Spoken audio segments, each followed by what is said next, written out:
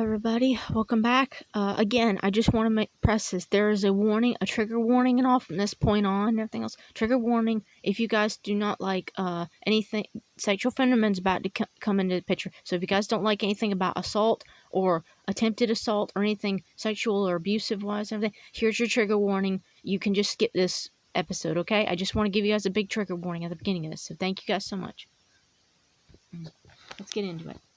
She had been around the whole room and back again, and she could barely recognize and remember half the people she'd met. She was still near Sally, but was no longer holding her hand. Crystal was surprised, just casually chatting with some of the family members, the teenage ones, when she felt something slide up her leg.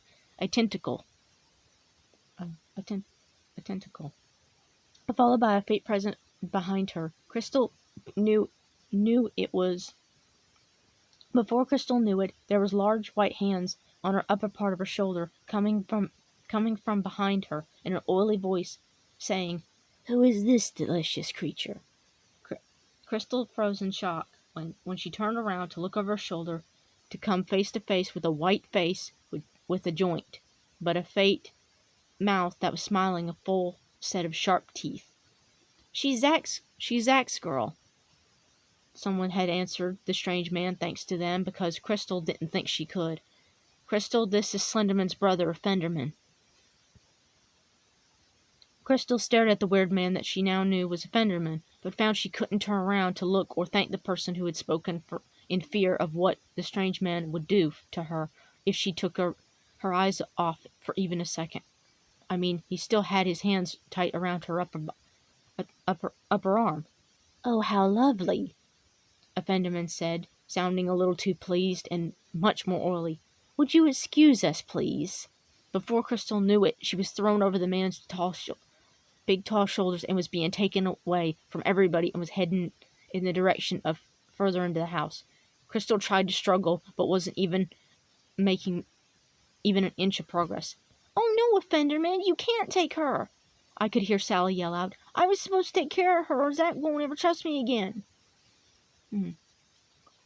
Crystal had a hard time seeing as she was bouncing and struggling to get away from the man's hold, but she'd only managed to lift up to see Sally running behind them, looking worried, and she wasn't alone. There were three other behind her, running after her, and a Fenderman too, yelling, "A Fenderman, no, you can't have her. She's Zach's girl. She's not for your play."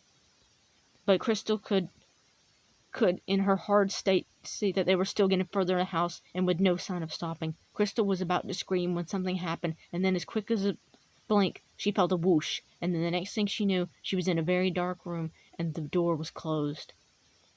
A Fenderman pulled Crystal down from his shoulder and tossed her onto her feet, and Crystal started trying to back up. As she looked behind her, she found it was hard because the room was so dark. In the middle of the room was a made-up bed with red lamps around it. As she turned to face her captor once again, she tried to back up and make some distance between her and this horrible creature. It dawned on her there was a reason he'd brought her here, and she got chills down her spine. Her fear was going into full panic mode, and she was holding up her hands in front of her to protect her, and was backing away again. But a Fender was blocking the door with his tentacles behind him, as he stalked towards her with his hands out as though to creep her out even more. "My name's Fenderman. I figured you'd want to know that so that you can scream it out." A Fender purred as he continued stalking forward. Crystal tried to back up and hold up her hands. It didn't seem to dissuade him at all. "No, please don't hurt me," she said, shakily and desperate, but he didn't care. She would just do anything to get out of this room. "Oh, don't worry, my dear," a Fenderman purred out. "Any pain will be pleasure when I'm done with you." He purred. More of his tentacles reached out to grab her. Crystal backed up even more, as much as she could get a distance, and she didn't look back. As she backed up, her back legs hit the bed, and something forcing her to sit down. She quickly looked behind her, and then quickly back up to Fenderman, scared to take her eyes off him. In her haste, she she was unfortunately on the big bed in the middle of the room. Unkept black sheets and the messiness of the bed pointed to the only one reason, and it terrified her. She quickly tried to get off the bed, but Fenderman was right there, and he had grabbed each of her hands and was now grabbing tighter, pushing her more onto the bed and putting himself on top of her. "Please, no, don't," Crystal begged as she tried to wrestle out of his grasp, as he licked the side of her neck with his long tongue. She continued to cry and try to get out of his hold, but Fenderman acted like he barely noticed and just continued to lick and biting her neck. "Don't fret, my dear. It's going to. We're going to have some fun," he purred right into her ear, but Crystal could just keep trying to. It was all she could do to just keep trying to wrestle out of his hold and cry, tears coming down her eyes. "A Fenderman!" Mm-hmm. Zach's voice boomed as the door blew off its hinges. A Fenderman jumped off Crystal, letting her go, but Crystal was in shock and couldn't get up. She just yet still just laid still, traumatized. There Zach was, looking pissed as hell, ready to tear Fenderman apart, even though he couldn't be in, as the Fenderman was strong and was the brother of his boss. But at that moment, Zach didn't look like he cared very much. Behind Zach was a couple of other creepypastas, and 2 or 3 proxies in the doorway ready to help. A Fenderman straightened up and walked forward, saying, "Aw, now, there's no need to worry, Zachy boy. Me and the girl was just trying to have some fun getting to know each other better." He spread his hands out and shrugged his shoulders as if it was no big deal or anything. Crystal quickly sat up, her hands going to her chest, trying to calm her racing heart and trying to cover herself protectively. "Ain't that right, little Crystal?" A Fenderman turned to Crystal to almost mockingly ask her. Crystal just couldn't take it anymore at his asking her. She just cried tears and can't say anything at all. Couldn't say anything at all. Zach just stood there, fist clenched, teeth clenched, barely holding it together, not turning around. He said, Caroline, Tim, Cat Hunter, you guys take care of Fenderman while I take care of Crystal." He walked closer to Crystal, but didn't move any closer, letting her have a space, being in front of her, ready to get her out of there. Crystal still trying to stop her tears and slow her breathing. "Aw, that's all right. I guess me and Crystal are just gonna have to get to know each other some other time," a Fenderman said out loud and smugly. "Since she's going to be around here for a while, that won't be too difficult," he mused, looking up at the ceiling, but finishing by looking at her smiling wide. Crystal couldn't take it anymore. She just never felt so violated and embarrassed and horrified in her entire life.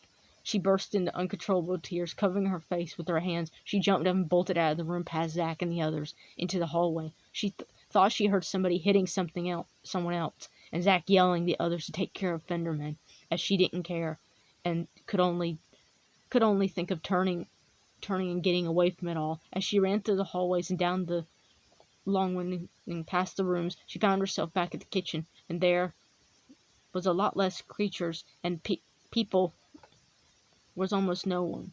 There was almost no one there. But the ones that were stood around the table, looked up, and she could hear when they heard her running into the room and seeing her face. Most looked at her with pure remorse, saddened pity. But two of them at the door at the back of the room, and there was another but there were others that were actually laughed at Crystal, and seemed to take pleasure in her misery, making her feelings worse. She just ran out the door and out of it, hearing some sick prick comments of, "Did you not enjoy it? Ha ha ha, she just couldn't handle it, cry baby, little baby." Crystal's face covered as she just kept running. She only managed to see that she was outside the mansion. She was running into the forest, and it was night, but she could barely notice that she just had to get away from the mansion, away from Zach, away from the Fenderman, away from everybody, everything that had happened to her since this whole thing had started. Crystal didn't think she had run very far before. The weight of everything had just happened since she had met Zach, and everything she didn't know, caused her legs to clump beneath her. And then she hunched over in the middle of the forest, crying her heart out and eyes out. Mind broken, spirit broken. Once again the questions running through her head of what it was all, of what it meant, being a good girl, being a daughter, being a proxy, being a girlfriend, more importantly Zach's girlfriend. Could she with this family like that? Could she survive? Could she survive not being his girlfriend? Her brain just kept wrestling with the questions, torturing her as she cried, hunched over in pain and humiliation, clawing her hair and nails, biting into her scalp. Zach came up upon her, but didn't get too close, as to not scare her, but did also give her space. He just kept shushing her and telling her it was okay, it was going to be okay, it's okay, and that it was never going to happen again. But Crystal just couldn't acknowledge him. In her grief, Zach just let her cry, shushing her, telling her it was going to be okay, and that he was there for her. And after a while, he even got close enough to start touching her and rubbing her on the back, but she barely acknowledged it. But she was okay with Zach rubbing her back. She trusted him not to hurt her, and she needed that comfort right now. It just felt like Crystal couldn't stop breaking, and it would just last until there was nothing left of her, even though the whole night, even through the whole night, Zach stayed right there with her. Broken, my Crystal cried. Broken. And Crystal cried on. I'm so sorry. Anyway, thank you guys so much. And again, I'm so sorry for the trigger warning thing, but I just wanted to, I know some people are offended by that sort of stuff and thing. When I wrote that, I had no intention of reading it out loud, and I did not have an intention of, anyway. But if you guys are offended by that literally offended sort of stuff, I just wanted to give you guys a warning because and also the chapter kind of went on for a little longer than it. Anyway, I hope you guys like it, and I hope you guys understand. The next ones are going to be a little bit more, I won't say positive, but they're going to be a little bit more stronger, where she actually starts transforming into a stronger being a stronger person in the situation. But I just felt that it was important to highlight how some of the creepypastas and everything, how some of them are bad people and they're not that good, and some of them it's good to have a relationship with them, but some of them are not that good to have a relationship with. And Fenderman immediately came to mind, so I just felt like if she was part of the family, a Fenderman would try to seek her out, and that would be something that he did. But I couldn't stand the idea of actually writing the actual event, so I just had him almost do it, and then had the proxies come in and save her, because to me that's what I would want happen, and also I think that's what would happen. I don't think they would just let him do that to her immediately. But I wanted to highlight that not all creepypastas are good, so if you guys are wondering. But anyway, the next ones will be a lot more positive, and this is the only one you'll have to worry about and all. But anyway, thank you guys so much for watching. I hope you enjoy for what it is, and I'm sorry I kept reading through it so quickly, because I just wanted to read through it so quickly. I'll see you guys in the next chapter, and I hope you guys like it. I'll see you guys in the next one. And also check out my other videos. They'll be a lot more happier. So thank you guys so much for watching this one. I'll see you guys in the next one. And if you guys want to check this out and want to read it for yourself, it's at Taz1995 at Wattpad.com. This is my own Creepypasta FanFiction that I wrote years ago and everything, and have been still working on, and it's almost finished, but not quite. So I hope you guys like it, and I'll see you guys in the next one.